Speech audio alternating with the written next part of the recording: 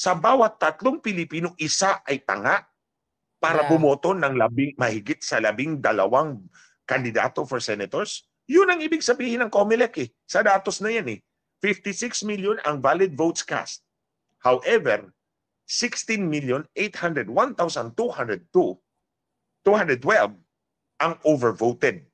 So, isa sa bawat tatlong Pilipinong botante ay tanga. Yun ang ibig sabihin ng COMELEC eh.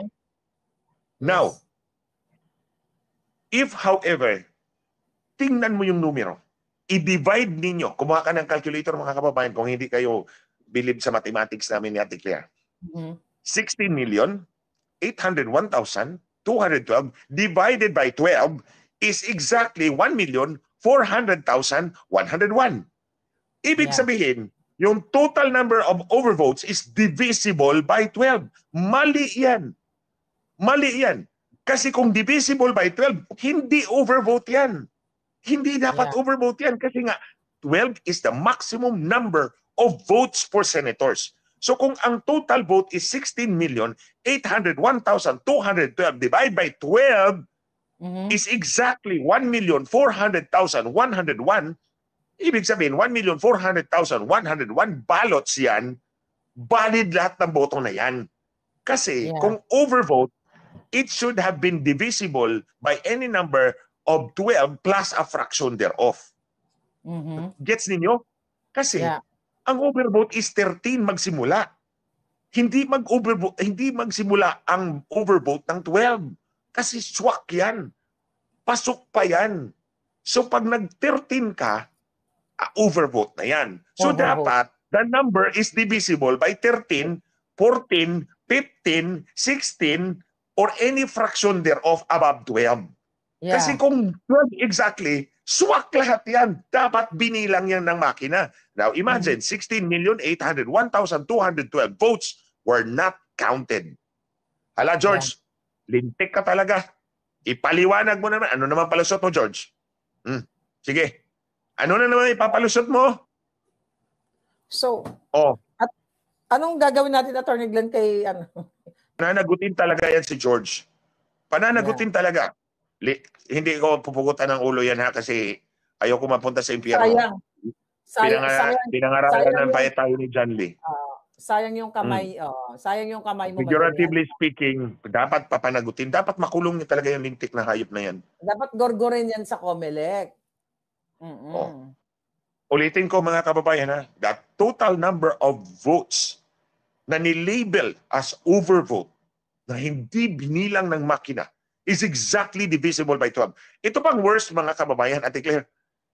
Ito total to ha. Pumunta kayo sa website ng COMELEC. Kung ayaw nyong maniwala sa akin. Pumunta kayo sa website ng COMELEC. Drill down to each precinct. Lahat ng presinto, 93,000 plus.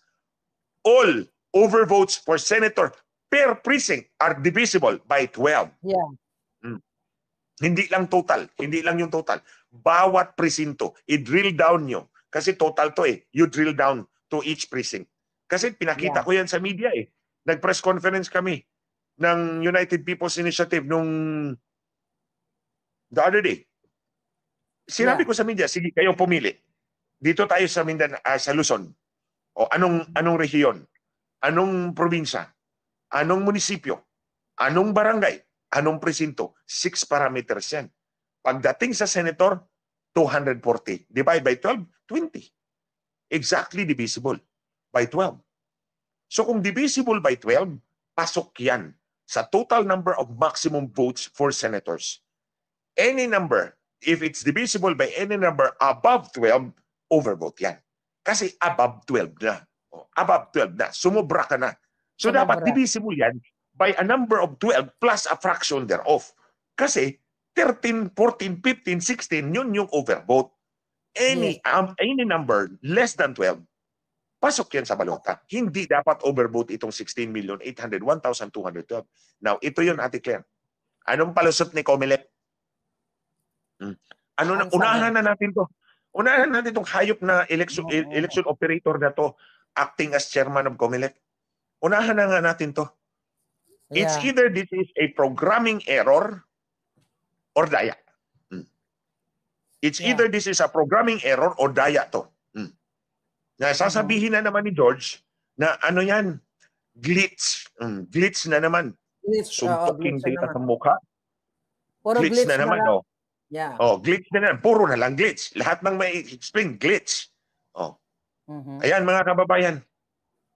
Makinig tayo kasi 2 araw na ang press con namin. Walang sagot ang COMELEC sa divisible by 12 na overvotes.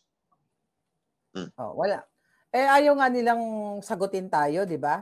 Kasi even though nagsalita na yung NAMFREL, meron silang statement dyan, no? Na nakita nila yung mga discrepancy nga, yung pagluwa ng makina sa mga balota, yung mga lahat ng mga insidente na na-notice natin. Nag-heat-stroke na. Nag-heat-stroke na yung pero makina ang niya. COMELEC, yun na. Kabago-bago. Mag-move on na lang tayo. Parang yun ang gusto nila. Kaya nga, hindi tayo pwede mag-move on. That's not acceptable to us. Kasi dadayain na naman, di ba? Ang pagdating ng 2028 and preparation, ito nila. Na kung hindi tayo kikibo, hindi. Mga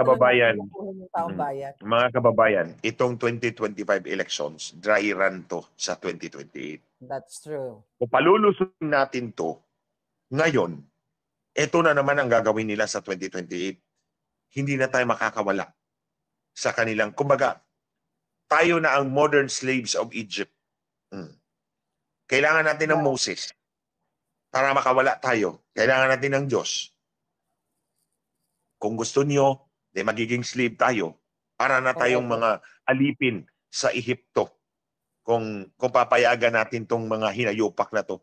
And it's not acceptable to say to move on. Because to move on is to turn your back sa mga anak ninyo, sa mga apo ninyo, and let them suffer for their lives.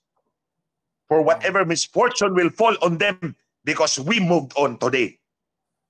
Yan ang tandaan natin mga kababayan. If we moved on today, we turn our backs sa mga anak natin, sa mga apo natin, and damn them for their lives. Kung anong misfortune ang mapapala nila dahil we turn our back on them today.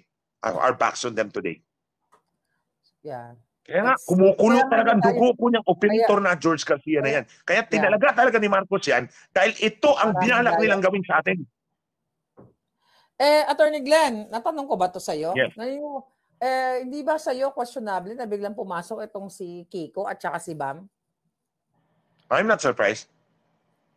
Why? I'm not surprised. Mga kababayan, uli.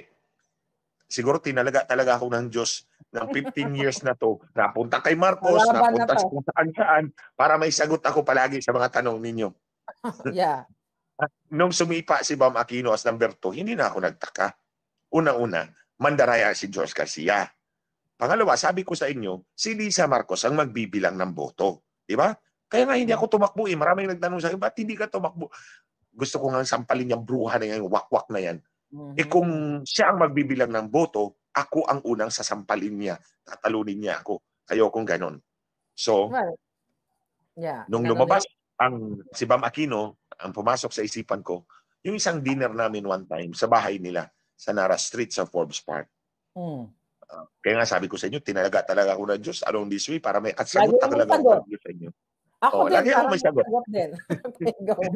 Yes, ang sabi ni Lisa, bago daw siya na pangasawa ni Bangag.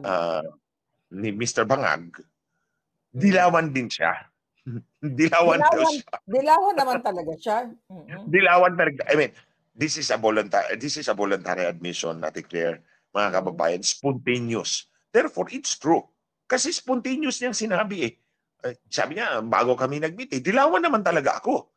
So I will not be surprised if i-accommodate niya yung mga dilaw. Yeah.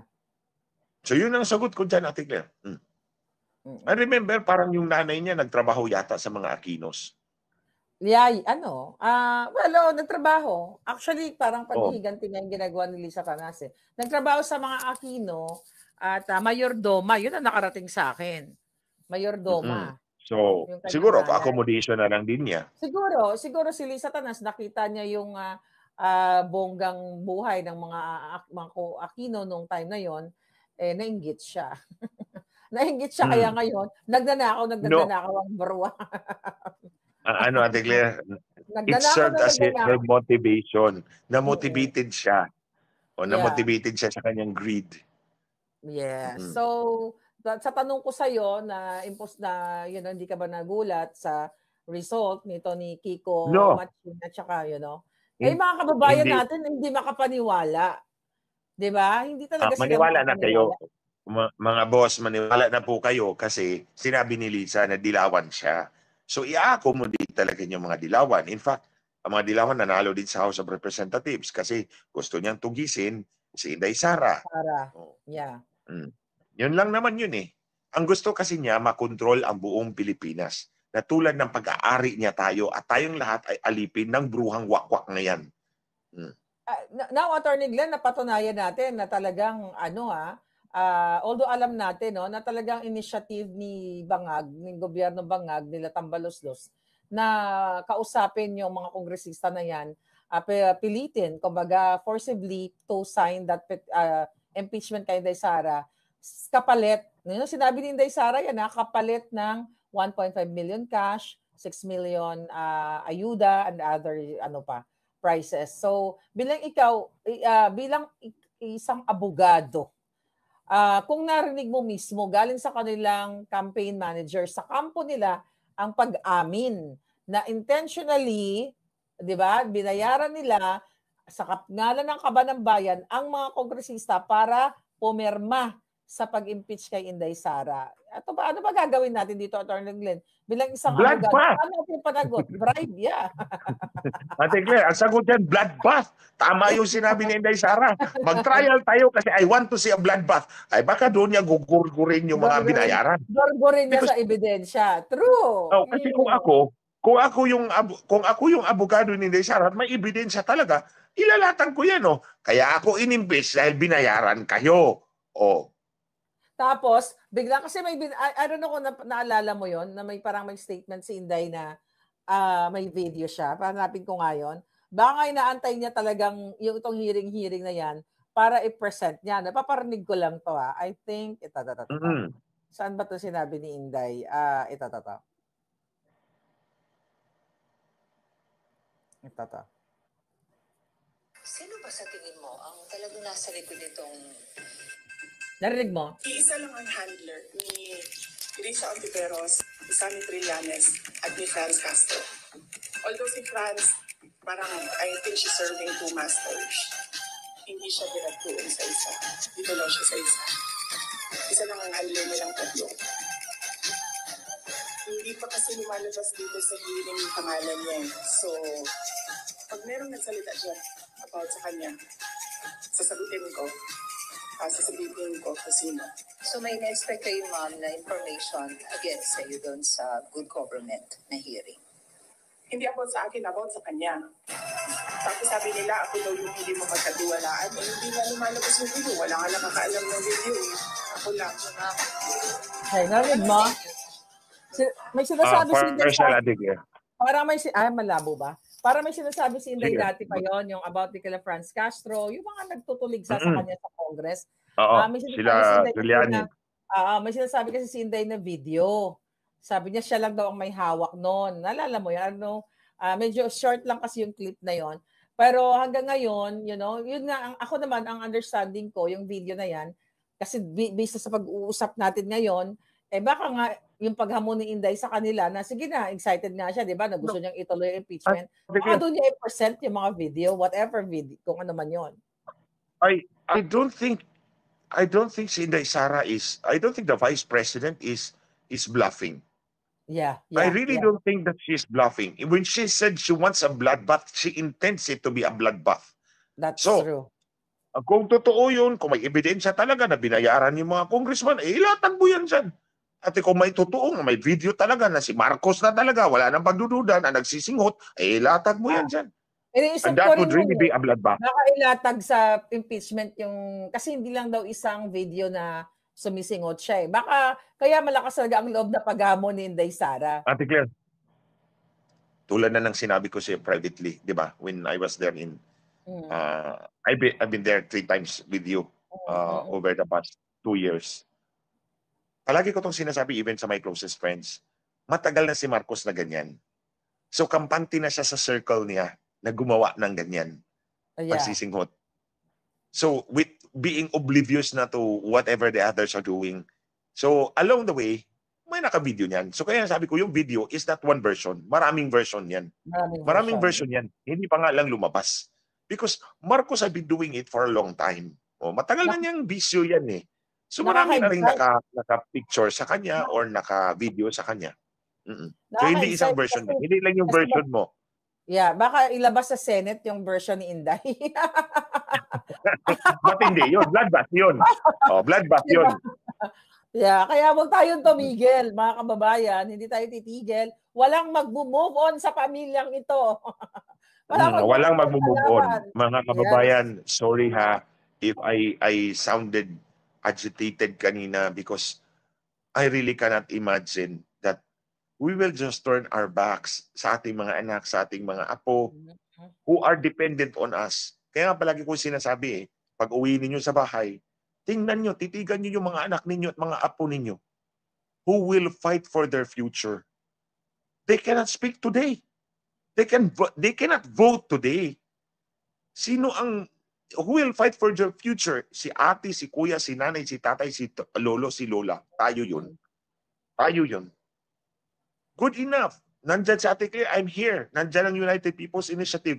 But for you to tell us, or sino ba yung nagsabi na move on, that's the biggest betrayal of mga trolls nila. Mag-move on na raw tayo. Mga trolls nila. I would like to believe na I would like to believe na mga trolls nila hindi itong mga matitino nating viewers today. Hindi kayo. So I'm sorry about that. I just feel so agitated and so angry about it. Nasabihin lang sa atin to move on. Of course, if we moved on, sila ang mananalo. Don't give it to them.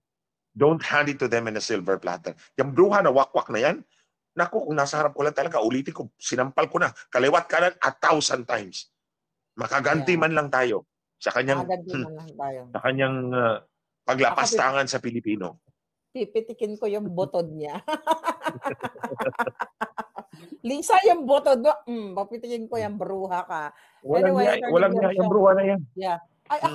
I'm looking forward na lumaban, magprotesta si Mr. Si General Mr. Felix. Yes. Sana magprotesta siya para may maipakita tayo na may lumalaban talaga laban dito sa COMELEC na ito. Yan ang pero ito Ate Claire ha, mga kababayan, malinaw talaga na napabulaanan ang palusot ni George Garcia with this one. Nasabi niya na doble yung election return kaya babawasan natin uli.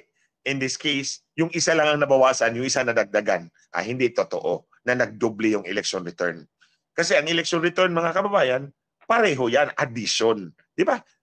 Wala namang eleksyon na nagmaminus ka ng boto. Meron bang negative voting? Nakarinig ba kayo? Walang negative voting Yeah. Lahat ng boto plus yan. Yes. So kung nadoble, i-minus mo. So dapat silang dalawang kandidato minusan. Hindi. Yung isa lang minusan, yung isa dinagdagan. Yung isa binawian.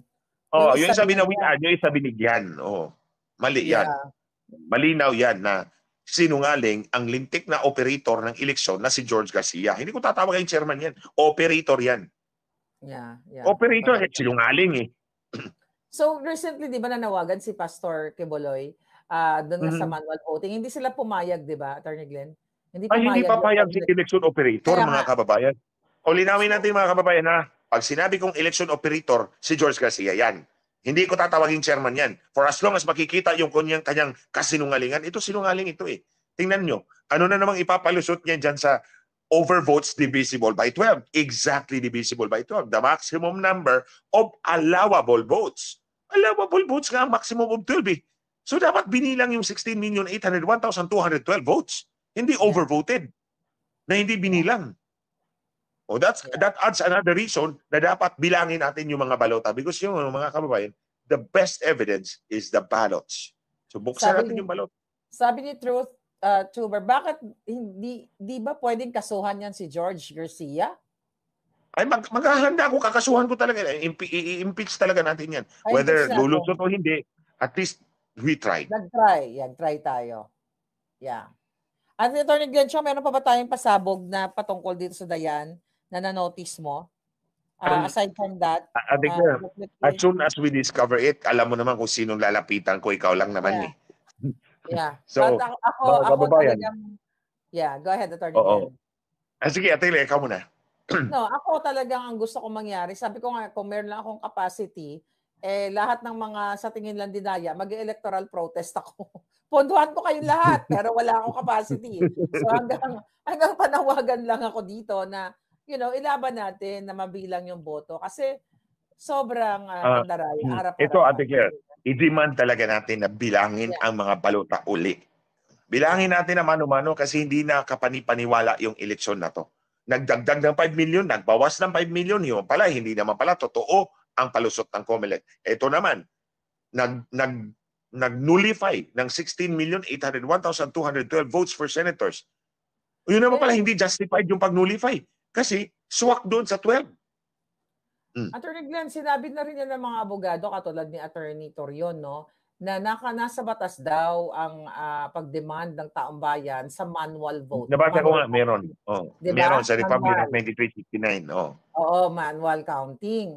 So ngayon, ayaw nilang payagan. So ngayon, kung ayaw payagan ni George Garcia ng COMELEC, kasi nga, syempre, mabubuking yung kanilang mga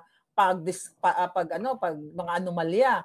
So, ano ang pwedeng gawin? Kasi narinig ko kay Attorney Torion na titignan nila, i-raise ba nila ito, i-appeal sa Supreme Court?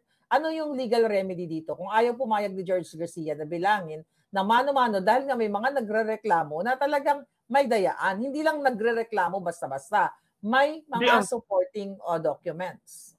Ate Claire, napabulaanan natin yung palusot ni Garcia sa 5 million votes na nadagdag at binawas. Ito yun. This is breaking news.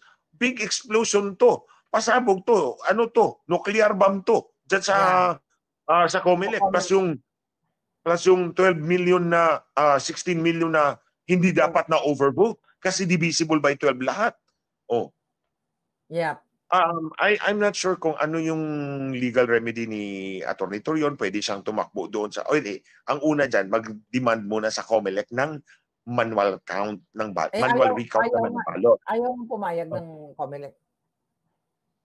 With the evidence, pwede silang umakyat sa Korte Suprema. That is kung aaksyonan din nila. Pero the usual route is election protest. Alam naman natin sa election protest magastos, matagal at walang mananalo kasi kontrolado nila eh. Kontrolado nila yung proseso eh. So ngayon, mga kababayan, ang i-demand natin is manual recount ng balota na hindi dadaan sa protesta. Kasi magastos yun o madugo yun, and sila pa rin ang magkukontrol. So dapat nga, ang magbibilang ng mano-mano sa mga balota are independent people. Okay, this goes this way. Okay, yung RMA, ilulusot yan ni George Garcia. Yung random manual audit. Random manual audit. Okay. Merong about 700 to around 800 ballots na ballot boxes na bubuksan, bibilangin na mano-mano to check kung tama ba. Huwag kayo maniwala dyan, mga kababayan. Hindi na dadaan sa electoral protest based hindi on dadaan yan. law. Okay. Ano yan? Administrative process yan nila. Sila yan. Mga kababayan, tama pala na pag-usapan natin yung random manual audit. Huwag kayong maniwala sa resulta ng random manual audit. Yung 800 precincts na yan, dati-rati, ang rule actually is you will choose they will choose itong mga 800 precincts. Dapat malaman yan sa araw ng halalan, midday. Sa tanghali tapat ng araw ng halalan. That's the only time magtambiolo sila para malaman kung ano mga presinto itong 800. Ang problema, back in 2010, 2013, it's always 4 days before the elections. Alam na nila ano mga presinto ang random manual audit. Kung alam na nila, hindi nila dadayain, pagbukas wala kang mahuhuli. O di ba? O wala kang mahuhuli. Kasi ang sabi nga, ang rule dapat is midday of election day. Yung gumagana na yung daya nila across the country. O, di ba? Gumagana na yung daya nila across the country. Dapat doon ka pa lang mag-choose ng 800 precincts. more or less. Ay Mhm. hindi. Ginagawa nila 4 days before the election para alam nila na wag mong dayain yan, wag mong dayain to, wag mong dayain to, wag mong dayain yan. Kasi irarandom manual audit yan. Di pagbukas, walang makikita. Ay di sasabihin na, malinis ang eleksyon. My Di ba? God. Now, Mhm. here's another point. Yung nasa video na tinag ni Rappler as, hindi pa tayo tapos Rappler, yan. Oo. Ito, isa Isa pa yan. ka pang lintik. Isa ka pang lintik. Mhm. Pag dumating ang panahon na makaso ako sa inyo ng election sabotage, ikaw isama talaga kita, Rappler. Kayo. Yeah. Isama ko talaga kayo. Darating din tayo sa araw na yan na makakaso kami sa inyo ng election sabotage, ikaw, Rappler, sama talaga kita dyan sa ginawa ninyo. Pati yung mga tao dyan sa PCO, kayo ang nagpa-brand sa amin na fake news. Alam ko yan. Kayo Yeah. pala. Yan nasa PCO ni Marcos. Tingnan nyo lang. Hindi sa inyo ang lahat ng araw.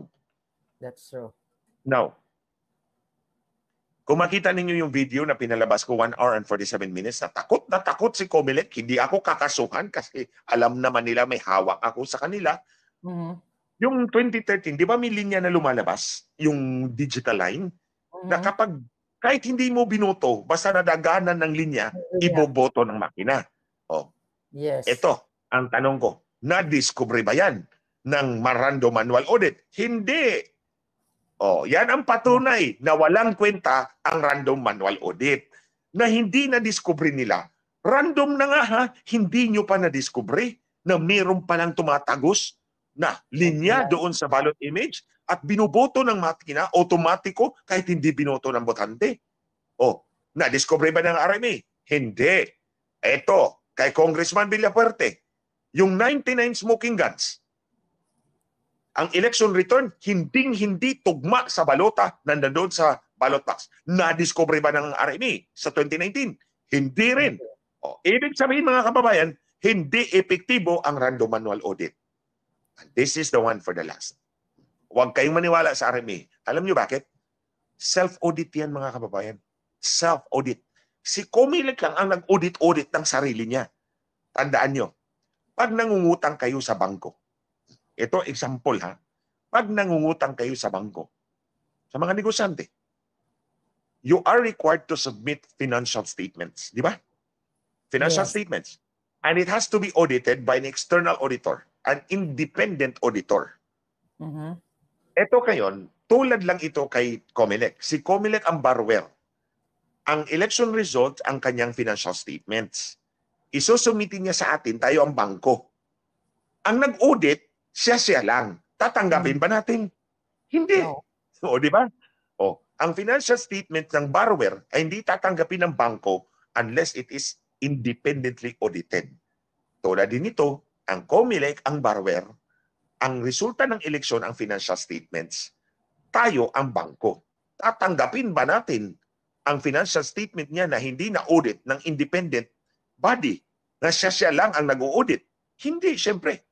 Kasi siya lang ang nag-audit eh. Hindi ka panipaniwala. Oh, that's the argument for that.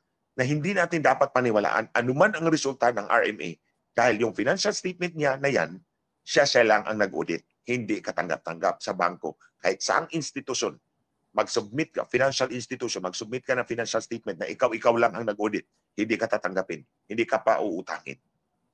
That's exactly the same argument I'm putting forward in regards to RMA. It's a useless exercise. Hindi na discover nila ang random manual ang digital line. Ang nakadiscover, technical working group ng DOST. Hindi ang NAMFREL, hindi ang PPCRB na nag-random manual audit. Ang kaso ni Congressman Villafuerte, mas lalong hindi na-discover. Kaya nga, meron tayong smoking gun. Ang nakadiscover, House of Representatives Electoral Tribunal. Hindi rin. Ang NAMFREL, hindi ang PPCRB, hindi ang random manual audit. Inutil yan. Huwag kayong maniwala dyan. Yeah. Kaya hindi tayo mag-move on, mga palangga, pagpatuloy natin ang laban na ito. At I'm so happy, Attorney Glenchong, sabi ko nga the other day, hindi na lang si Attorney Glenchong ang nakikipaglaban. Andiyan, nadagdagan tayo sila, Attorney Raul Lambino, di ba? Attorney Vic, Attorney, ang dami na natin. So, ang dami nyo na. So, yeah. Actually, I'm very grateful sa mga kasama ko sa United People's Initiative. Meron din po kaming website. I mean, Facebook page. You can go there. You can go there. You can visit there. May mga posts dyan about elections. Kasi nga ginorgor nila ako at hindi pa ako nakabalik. Anyways, mga kababayan, kahit pa I am not on Facebook, wala akong Facebook kasi hindi pa ako bumalik. Hindi talaga ako gagawa ng bago kasi kakasuhan ko sa Facebook. Yeah. Kakasuhan ko talaga pati yung Ay, lintik na Rappler na yan. Kasuhan mo nga ng multimillion para naman makabawi. Makabawi tayo sa mga kasalanan nila. Diba? Sige lang, declare. Yeah. When the dust settles, the people will win. By God's we grace. will win. Tingnan nyo. Pinakatago-tago na to ni election operator George Garcia yung daya niya. Na-booking pa rin hanggang ngayon. Yung Booking palusot pa rin. niya, na-booking big time. Oh, Grabe. sa tingin mo ba, George? Nag-exert ako ng effort to find the evidence? No, they come to me. O, pinapadala ng Diyos sa amin Yeah. Pinapadala para dahil ma-booking ka. dahil marami naka-witness na mga distrongkar ninyo. So anyway, Attorney Glenn, we have mahaba-haba na rin ang ating pag-uusap, kasama si John Lee at ikaw. Anong final words natin sa ating mga palangga? Ngayon pa rin palagi ang sinasabi ko, Ate Claire. The power to change our destiny lies in our own hands. If we choose wisely, we will benefit from a good choice. Pero kung dadayain ng mga tulad ng mga hayop na si George Garcia, wala tayong patutunguhan. We have to make him accountable for that. At i-demand po natin yung manual recount ng mga balota across the country by an independent body. Hindi ng COMELEC at outside the ambit of an election protest. Kasi madugo yun, magastos yun.